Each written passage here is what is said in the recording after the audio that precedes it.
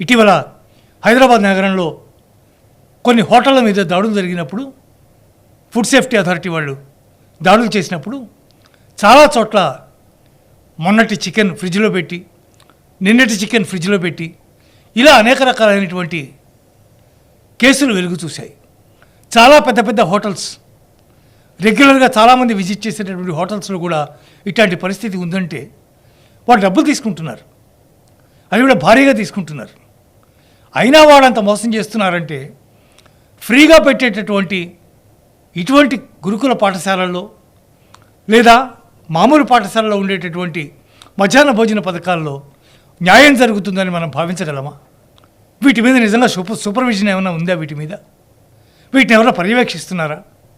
వాళ్ళు ఏ చికెన్ తెస్తున్నారో, ఏ మటన్ తెస్తున్నారో, అది దేన్ని వండుతున్నారో, ఆ వండినందువల్ల ఎటువంటి పరిణామాలు వస్తాయో ఇవన్నీ ఎవరైనా ఆలోచిస్తున్నారా?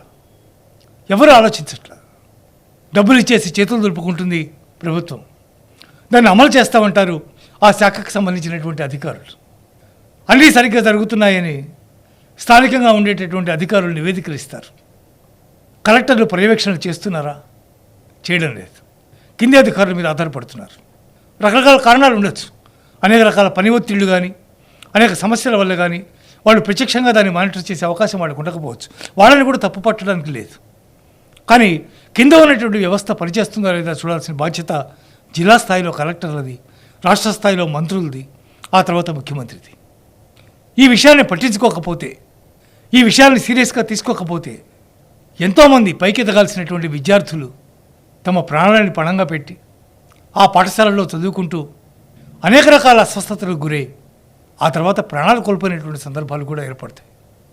ముఖ్యమంత్రి దగ్గర నుంచి, మంత్రుల దగ్గర నుంచి, సంబంధిత శాఖా మంత్రి దగ్గర నుంచి, ఆ కింద ఉండే ప్రిన్సిపల్ సెక్రటరీస్ దగ్గర నుంచి, ఆ కింద ఉండే అసిస్టెంట్ సెక్రటరీస్ దగ్గర నుంచి, జిల్లా స్థాయిలో కలెక్టర్ల దగ్గర నుంచి, అక్కడ స్థానికంగా వాటిని అమలు చేసేటటువంటి ప్రిన్సిపాల్ దగ్గర నుంచి ప్రతి ఒక్కళ్ళకి దీంట్లో బాధ్యత ఉండాలి. ప్రతి ఒక్కళ్ళు దీన్ని ఒక దైవదత్తమైనటువంటి అవకాశంగా దాన్ని తీసుకోవాలి. మనంతా మనం 10 మందికి భోజనాలు పెట్టలే. అలా పెడుతూ పోతే మన సంపాదనలు, మన ఆస్తులు మిగలవు. ఉన్నంతలో ఎప్పుడో ఒకరికో ఇద్దరికో భోజనం పెట్టచ్చు. కానీ ఒక 400 మంది పిల్లలకి ఒకేసారి భోజనం పెట్టి పోషించాలంటే మనం పోషించలేం. మనం అన్నం పెట్టలేం, వాళ్ళకి అన్నాలు వడ్డించలేం. కానీ ప్రభుత్వం దీనికి అవకాశం కల్పిస్తోంది. వాళ్ళందరికీ భోజనాలు పెట్టమని చెప్తోంది. దానికి తగ్గ డబ్బులు ఇస్తోంది.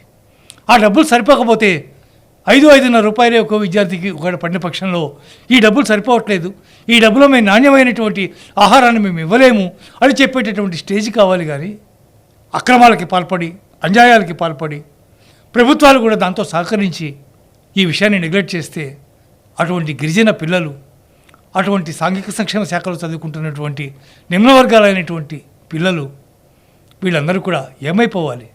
వాళ్ళ జీవితాలు ఏమైపోవాలి? వాళ్ళ చదువులు ఏమైపోవాలి? వాళ్ళ మీద ఆధారపడి ఉన్న తల్లిదండ్రులు ఏమైపోవాలి?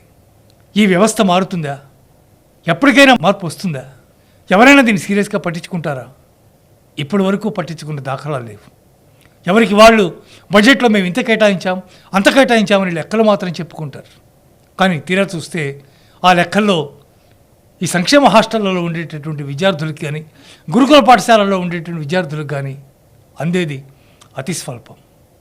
ఎప్పుడైతే ఓ నిబద్ధత, క్రమశిక్షణ, సరైనటువంటి వ్యవస్థ లేదో పిల్లలు కూడా తప్పు మార్గాలు పట్టే అవకాశం కల్పిస్తుంది.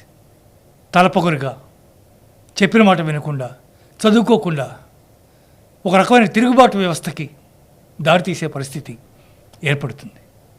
దాన్ని నివారించాలంటే కనీసం పిల్లలకి పెట్టే ఆహారం విషయంలోనైనా ప్రభుత్వం మరింత శ్రద్ధ వహించాలి. అప్పుడే ఈ వ్యవస్థకి ప్రభుత్వాల మీద నమ్మకం ఏర్పడుతుంది. పిల్లల జీవితాలు బాగుపడతాయి. Keep watching NHTV. నమస్కారం. Straight Drive with Sivaprasad.